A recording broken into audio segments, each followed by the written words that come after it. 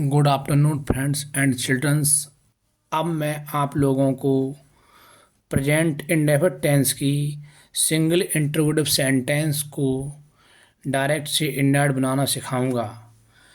इसमें क्या होता है, सिंगल इंटरोगेटिव सेंटेंस में सेड टू की जगह आस्क का प्रयोग करते हैं और कॉमा इन्वर्टेड कॉमा की जगह इफ या वेदर का प्रयोग करते हैं। और प्रश्नवाचक वाक्य को हम क्या बना लेते हैं, साधारण वाक्य।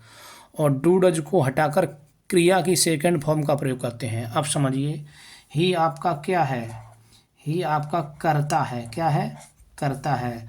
तो ही की जगह आप ही कर लोगे और सेड टू की जगह पर क्या करोगे, आस्क्ड, ASKED। इतना समझ में आया। ही आस्ट और मी की जगह पर मी। इधर समझ में आया। सेड टू की जगह आस्ट और मी की जगह मी, ही की जगह ही, सेड टू की जगह आस्ट, मी की जगह मी, और कॉमा इन्वर्टेड कॉमा की जगह पर इफ कर दिया। ठीक है। और डू डज को हटाकर क्रिया की सेकंड फॉर्म लगाएंगे। तो सस्पेरे वाक्य को सीधा करेंगे, प्रश्नवाचक वाक्य को क्या बना लेंगे, साधारण वाक्य।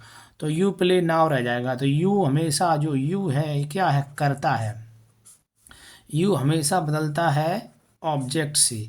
यू कौन सा बदलता है, पास से, मतलब मी से। ये सब्जेक्ट है, ये ऑब्जेक्ट है, हमें चाहिए क्या, सब्जेक्ट। तो मी का सब्जेक्ट क्या होता है, आई। आई, फिर उसके बाद में डू डज को हटा देंगे और क्रिया की सेकंड फॉर्म लगाएंगे। तो प्लेड, PLAYED, ही प्लेड, और नाव का देन। अब दोबारा फिर समझा रहे, ही asked me if I played then. Next वाक्य समझिए आप लोग। इसके बाद नेक्स्ट वाक्य जो है तो क्या है, सी। सी है क्या, आ गई समझिए। सी आपका क्या है, करता है। सी क्या है, करता है।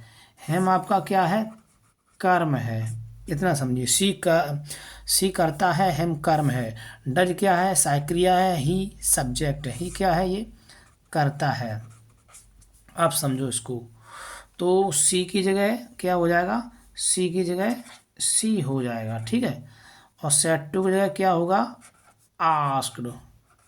सी आस्क्ड, इतना समझ में आया। सी आस्क्ड, देखो, सी आस्क्ड हिम, ठीक है। सी आस्क्ड हिम, फिर क्या होगा, इफ, ठीक है। सी आस्क्ड हिम इफ। अब प्रश्नवाचक वाक्य बराबर साधारण वाक्य, तो क्या हो जाएगा, आगे लाएंगे सब्जेक्ट ही, डूडज को हट जाएगा और सीधी सीधी क्या लगेगा, डूडज को हटा करके क्रिया की सेकंड फॉर्म लगेगी। तो ही आ गया, फिर सिंग का सेकंड फॉर्म क्या होगा, सेंग। ही Seng a song, he Seng a song, और नाव का देन। इतना समझ में आया, ठीक है। नेक्स्ट वाक्य देखिए। नेक्स्ट वाक्य क्या कह रहा है, देखो। नेक्स्ट वाक्य है राम। तो हो जाएगा राम की जगह राम, राम की जगह राम, और सेट टू की जगह क्या होगा, आस्क्ड। क्या होगा, asked, Ram asked Shyam, comma inverted comma की जगह क्या लग जाएगा, इफ। सेम वही कहानी हुई, राम की जगह राम, सेट टू आस्ट, और श्याम की जगह श्याम, और कॉमा इन्वर्टेड कॉमा की जगह इफ। डूडल को हटा देते हैं और उसके बाद में सबसे प्लस सब्जेक्ट लाते हैं, दे। दे कौन सा पर्सन है, third person. He see it they या किसी का नेम नहीं बदलता है, तो दे की जगह दे हो गया।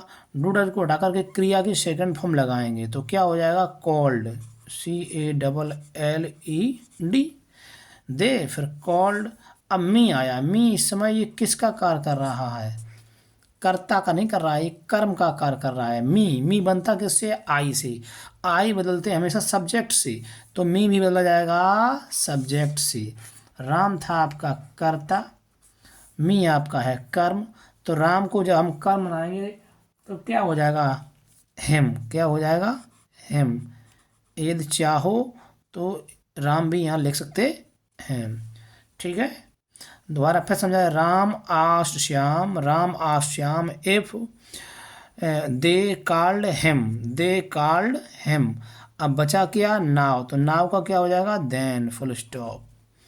आप समझ में आया।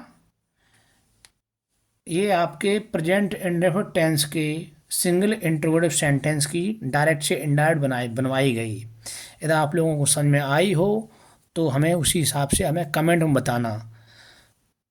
Thank you. Okay, tomorrow.